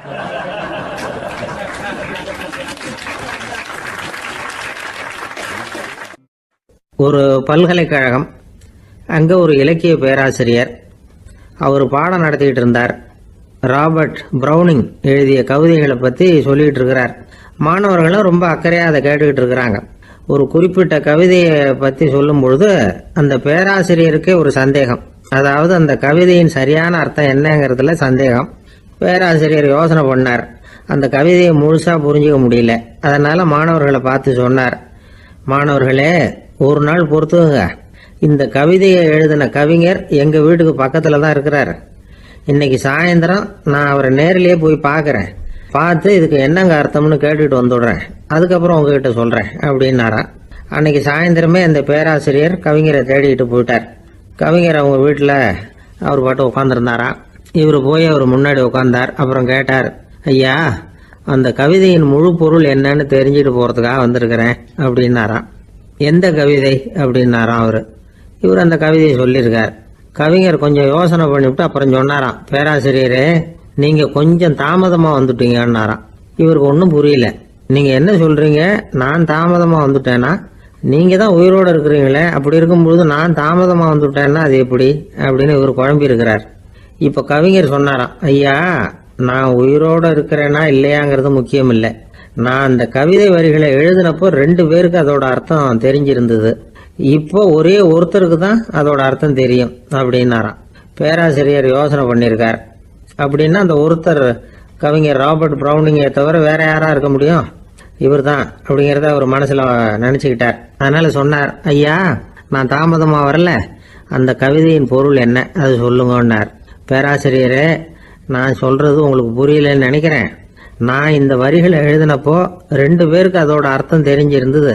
அந்த 2 பேர் யாருன்னா, ஒருத்தர் ராபர்ட் ப்ரௌனிங், அதாவது நான், இன்னொருத்தர் கடவுள். இப்போ அது கடவுளுக்கு மட்டும்தான் தெரியும். நானே இதை பற்றி பல தடவை யோசனை பண்ணி பார்த்தேன். இது ரொம்ப அழகானது, ஆனாலும் ரொம்ப வழுக்கலானது.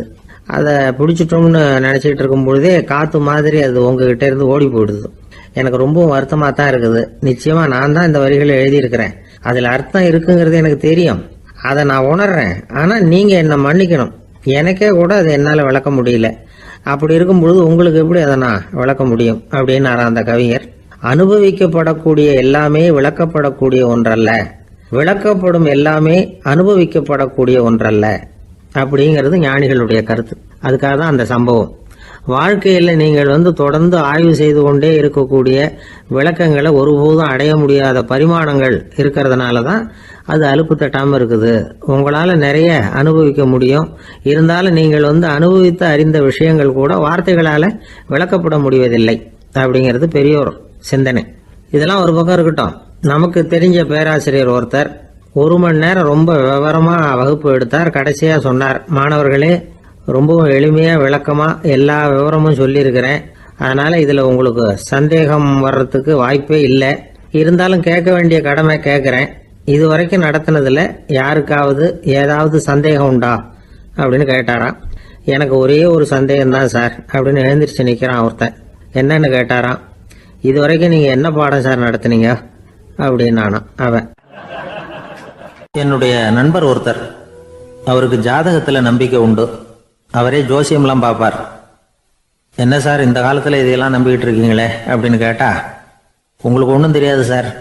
இந்த உலகத்தில் ஒவ்வொருத்தரும் அவங்கவங்க செய்கிற நல்லது கெட்டதுக்கு தகுந்த பலனை அனுபவிச்சே தீரணும் பார்.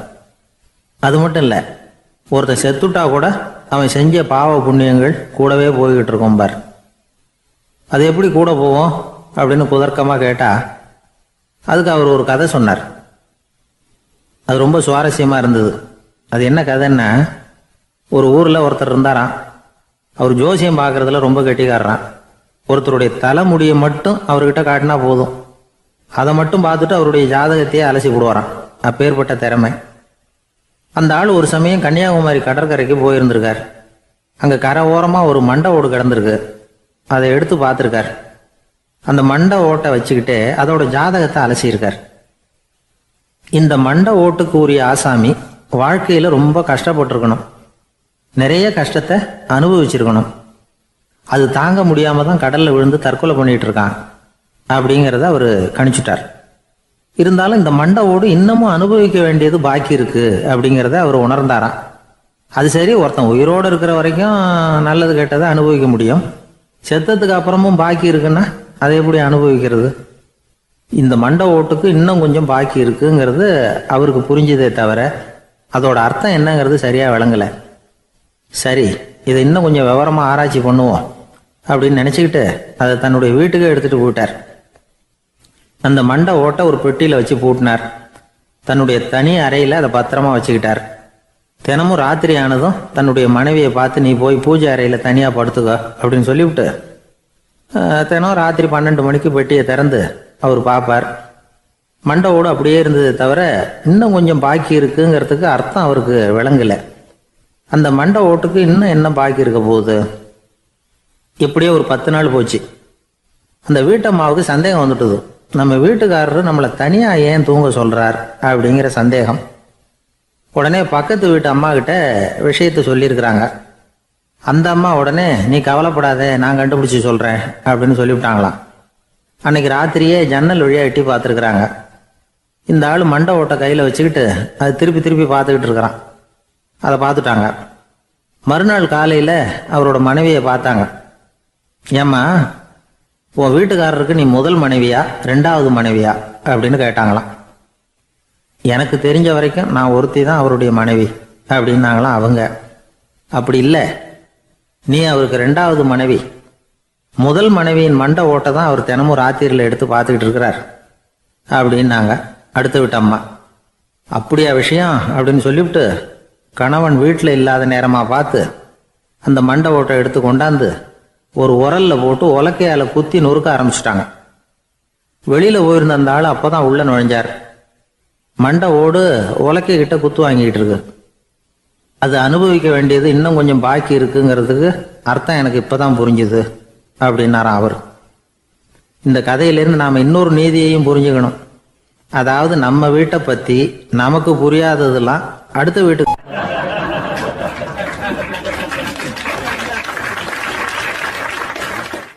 ஒரு இலக்கிய கூட்டம் ஏற்பாடு பண்ணியிருக்கிறோம், நீங்கள் அவசியம் வந்து அதில் பேசணும் அப்படின்னு கேட்டுக்கிட்டார் ஒருத்தர். வேணாங்க, 4 பேருக்கு முன்னாடி வந்து நிற்கிறதுனா எனக்கு ரொம்ப கூச்சமாக இருக்கும் அப்படின்னாரு இவர். ஏன் சார் இன்னமும் குழந்த மாதிரி கூச்சப்படுறீங்களே அப்படின்னார் அவர். அவர் ஒரு மாதிரியாக சமாளித்து அனுப்பி வச்சுட்டு அதுக்கப்புறம் அதை பற்றி இவர் யோசித்து பார்த்துருக்கார். சில நிபுணர்கள் எழுதியிருக்கிறத படித்தும் பார்த்துருக்கிறார். மனோதத்துவ நிபுணர்கள் என்ன சொல்கிறாங்க தெரியுமா? 10லேருந்து 20% குழந்தைகள் பிறக்கிறப்பவே கூச்ச சுபாவம் கொண்டதாக தான் இருக்குதான். ஒரு தாத்தா தன்னோட பேர பிள்ளைய ஆசையாக கூப்பிடுறார் விளையாட்டு காட்ட, அதை அழுதுகிட்டு ஓடி போகுது. ஒரு அம்மா தன்னோட பிள்ளைய பள்ளிக்கூடத்தில் சேர்க்கறதுக்காக கூப்பிட்டுக்கிட்டு போகிறாங்க. அந்த புள்ள அம்மாவோட முந்தானையில் ஒளிஞ்சிக்கிட்டு வெளில வரமாட்டேங்குது.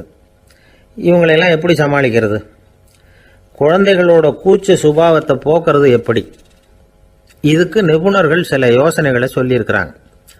மற்றவங்களுக்கு முன்னாடி என் பையனுக்கு கூச்சம் ரொம்ப அதிகம் சார், மற்றவங்க பார்த்தா ரொம்ப வெக்கப்படுறான், இப்படி சொல்கிற அப்பாக்கள் உண்டு. என் பையன் புது மனுஷால பார்த்தா அட்டையாக ஒட்டிக்குவான் சார் அப்படின்னு சொல்கிற அப்பாக்களும் உண்டு. இப்படிலாம் குழந்தைகளுக்கு வந்து முத்திரை குத்துறது ரொம்ப தப்பான். புதுசாக யாராவது வீட்டுக்கு வந்தால் குழந்தை தானாக தன்னோட கூச்சத்தையும் பயத்தையும் போக்கிக்கிட்டு சகஜமாக மாறி வர்றதுக்கு வாய்ப்பு கொடுக்கணுமா.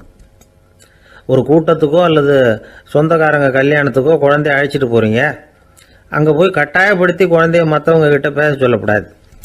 சில சமயம் குழந்தை தானாக தன்னுடைய கூச்ச சுபாவத்தை விட்டு பேசுறதுக்கு முன் வந்தால் அதை பாராட்டணும். குழந்தை கலகலப்பு இல்லாமல் மௌனமாக இருந்ததுன்னா அதையும் கண்டுக்கக்கூடாது. குழந்தை பேச ஆரம்பித்தா அதை ஆர்வத்தோடு கவனிக்க தெரியணும். கலந்து உரையாடுற பழக்கத்தை வீட்லேயே ஆரம்பிக்கலாம்.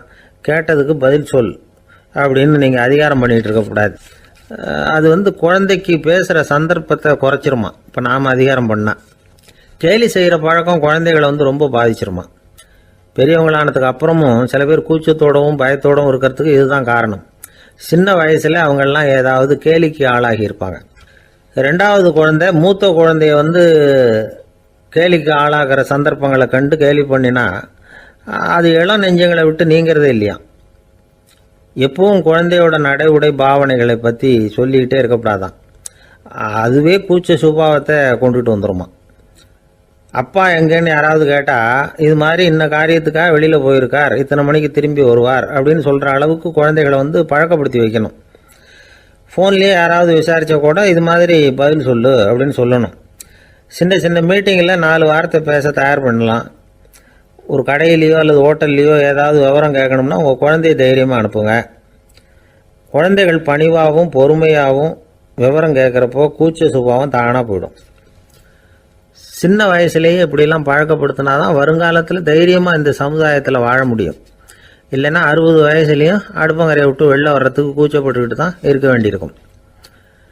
இந்த காலத்து பிள்ளைங்க எவ்வளவோ பரவாயில்ல, எதுக்கும் தயங்குறதில்ல, கூச்சப்படுறதில்ல. ஒரு அம்மா அடுப்பங்கரையிலேருந்து சத்தம் போட்டாங்க, டேய் ராமு, தயவு பண்ணி அந்த டிவியை நிறுத்துறா, அந்த பெண்ணோட குரல் மகா மோசம், அடுப்பங்கரையில் இருக்கிற என்னாலேயே அதை சகிச்சிக்க முடியல அப்படின்னாங்களாம். உடனே பையன் கொஞ்சம் கூட தயங்காமல் பதில் சொல்கிறான், அம்மா இந்த குரல் டிவியிலேருந்து வரல, எதிர்த்த விட்டு மாமி தான் இங்கே வந்திருக்கிறாங்க, அவங்க தான் இப்போ என்னோட பேசிக்கிட்டு இருக்கிறாங்க அப்படின்னு நான்.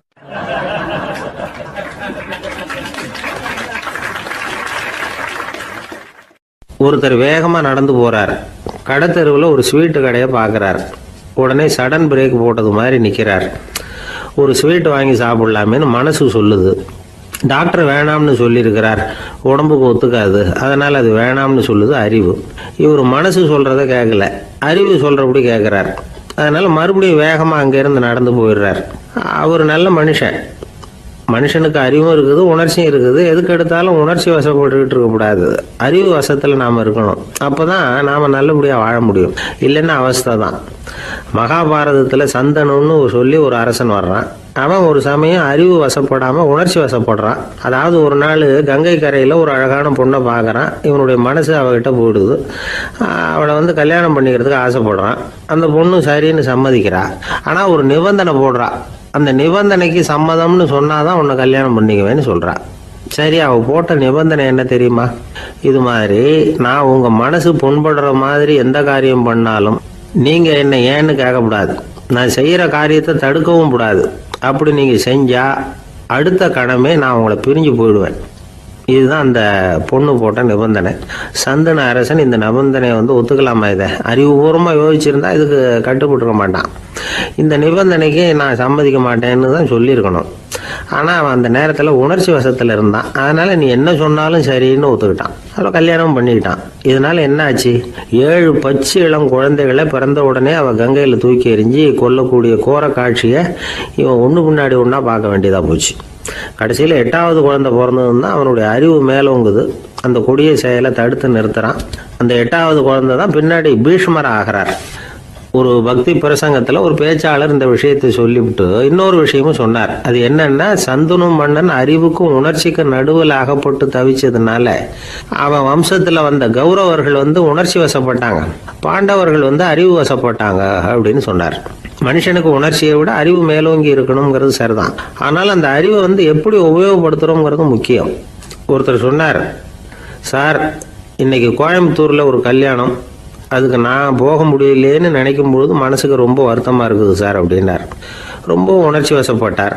அதுக்காக கவலைப்படாதீங்க சார், ஒரு வாழ்த்து தந்தி கொடுத்துருங்களேன் அப்படின்னார் இன்னொருத்தர். அது எப்படி சார் முடியும்னார் அவர். நான் தானே சார் கல்யாணம் மாப்பிள்ளை அப்படிங்கிறார் அந்த ஆள்.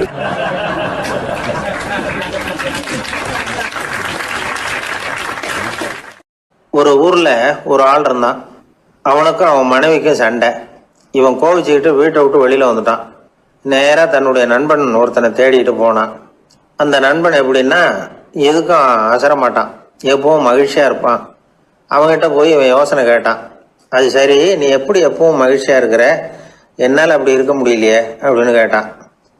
என்ன நடந்தது சொல்லுன்னா அவன், வீட்டில் எனக்கும் என் மனைவிக்கும் தகராறு, நிம்மதி இல்லை, அதுதான் இங்கே வந்தேன், உங்ககிட்ட யோசனை கேட்கலாமேன்னு அப்படின்னு விவரத்தை சொன்னான்.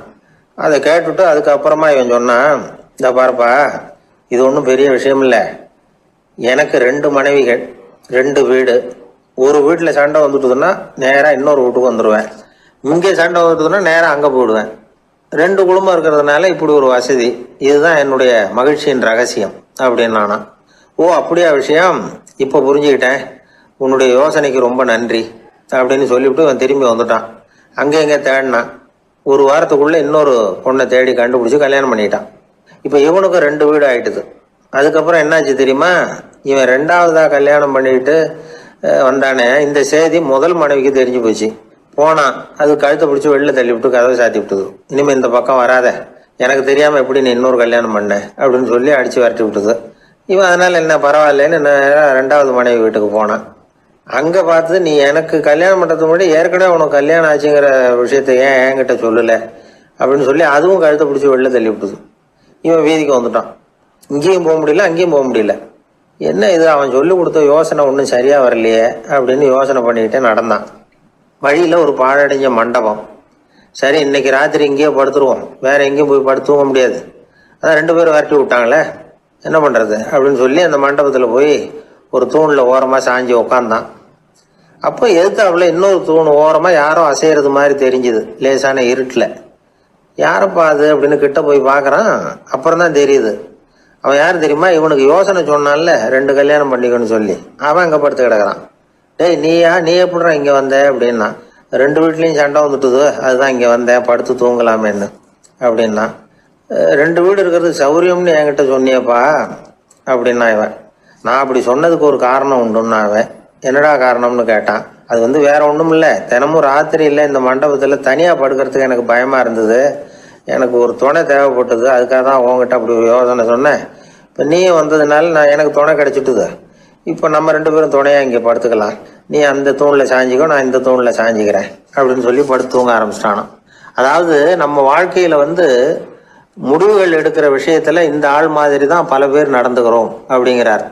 அதாவது உலக புகழ்பெற்ற மனோதத்துவ மேதை ஸ்காட் பெக் அப்படிங்கிறவர்.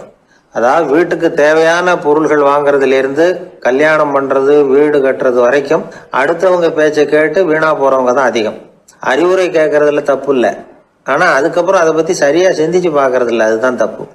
சில பேர் அறிவுரை சொல்றதுலேயே ரொம்ப தெளிவா இருப்பாங்க. ஏன் சார்